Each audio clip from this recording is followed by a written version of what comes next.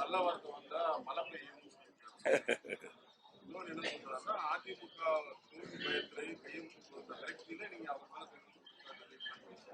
இல்ல எந்த எப்பவுமே நான் இங்கே ஊடகங்கள் இருக்கீங்க, எனக்கு நான் தவறான வார்த்தையை எப்பவுமே உபயோகப்படுத்தவே கிடையாது. எந்த விதமான நான் ஒரு கொச்சையான வார்த்தைகளோ எதையோ பயன்படுத்தலை. தம்பி அண்ணாமலை எல்லாரும் என்னைய தெருமக்குள் ராஜுன்னு சொன்னீங்க. எல்லாரும் போட்டு கிண்டல் பண்ணீங்க, கேலி பண்ணீங்க. ஏப்பா பேசுனா மழை வரும்னு சொல்றாரு, அவருக்கு என்ன வருது? நோபல் பரிசு கொடுக்க வேணாம் அம்மா அண்ணாமலைக்கு? நீங்க அதுக்கு ஏதாச்சும் நீங்க ஊடகங்களை போட்டு காமிக்க வேண்டாமா? ஏன் ஒருத்தர் பேசுனா மழை வரும்னு சொன்னா நான் எல்லா இடத்துலயும் பேசிக்கிட்டே டெய்லி பேசிக்கிட்டே இருக்கலாம். இன்னைக்கு மழை வேணும்னு இருக்காங்க. இதெல்லாம் சும்மா அவர் என்னன்னா ஏதோ பேசணும்னு சொல்லி ஏதோ பேசுற. நான் உண்மையை தான் சொன்னேன். அவர் புதுசா என்னமோ நான் புதுசா கண்டுபிடிச்ச கச்சைத்தீவு மீட்டெடுப்போம்னாங்க. 10 ஆண்டுகள் மோடிஜி ஆட்சியில் இருந்திருக்காரு.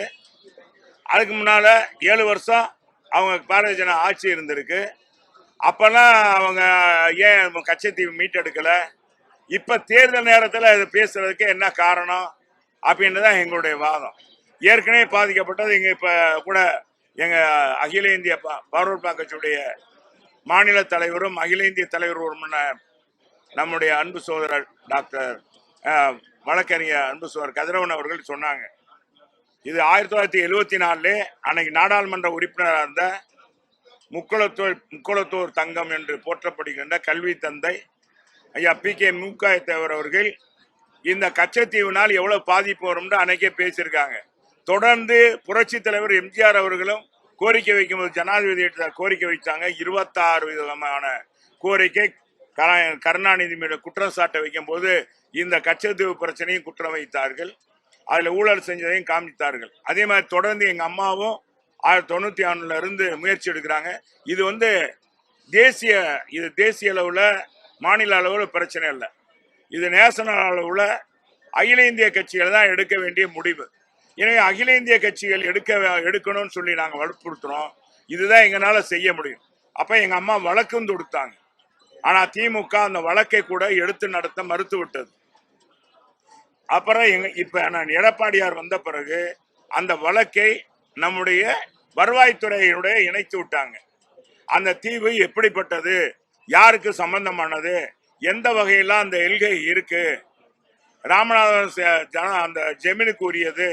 எனவே அந்த ஜமீனுக்குரிய அந்த இதை கொடுத்தது தப்பு, அதை மீண்டும் பெறணும்.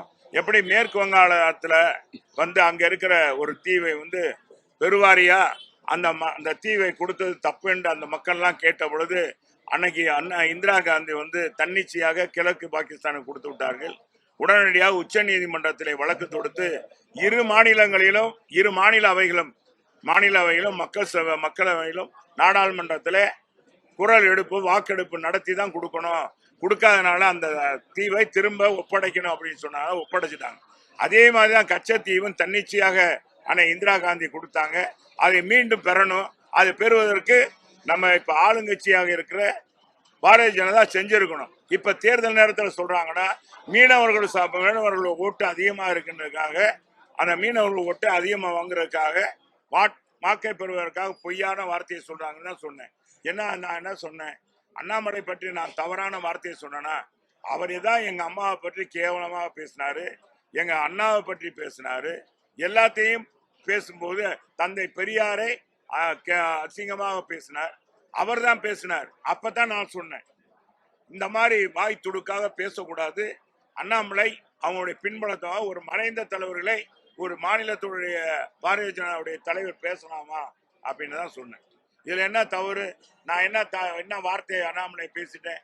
அவர் சொன்னாரு, அம்மா பேரை சொல்லி அவரை காட்டிலும் என் மனைவி 100 மடங்கு பெரியவங்க, அந்த 100 மடங்கு பெரியவங்க, எங்க அம்மா 1000 மடங்கு உயர்ந்தானவங்க அப்படின்னு சொன்னார். இப்படி சொன்னா எப்படி யார் பொறுத்துக்கிட்டு இருப்பா? எங்க கட்சிக்கு அண்ணாவுடைய பெயரை வச்சிருக்கோம்.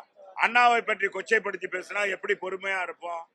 அதுக்காக அவரை நான் எதுவுமே தவறான வார்த்தை பேசலையே. பாதகம் செய்பவரை கண்டால் நாம் பயங்கொள்ளலாகாது பாப்பா. மோதி மிதித்து விடு பாப்பா, அவர் முகத்தில் உமிழ்ந்து விடு பாப்பா. அண்மை செய்திகளை உடனுக்குடன் தெரிந்து கொள்ள இணைந்திருங்கள் இயம்நாடு தொலைக்காட்சியுடன்.